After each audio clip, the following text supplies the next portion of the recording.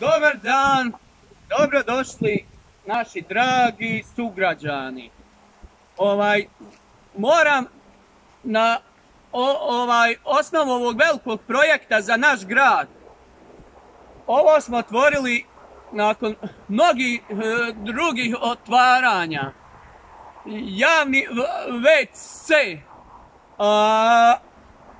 isključivo za naše penzionere, demobilisane borce, ratne vojne invalide i ostalu bijedu i fukaru. Ovaj će WC služiti samo za njiha. To jest, na otvaranju WC-a isto pozvali smo mnoge zvaničnike iz zemlje. Kako iz zemlje, tako smo iz inostranstva. Znači, doće nam od svukuda.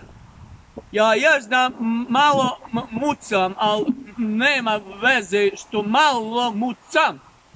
Ali zato dobro pjevam. Dođe mi, ova toplina me ubi, znači.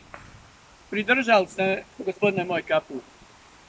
Nakon svega ja bi otvorio ovaj WC. Da narod vidi, ovaj projekat koštao oko 2 miliona eura, znači. Evo, javljam se upravo iz javnog WC-a. Znači, on je te širine da će vam moći služiti za sve i za svašta. Posebno za našu dragu omladinu. Tu je i kofer koji je pripremljen i spreman nakon zvaničnih izbora da idu za Njemačku, Austriju, Belgiju, Holandiju, Belegiju. Da dobiju Belegiju. I toliko od mene za sve vas, glavnog ovdje, ja sam glavni baja ovdje.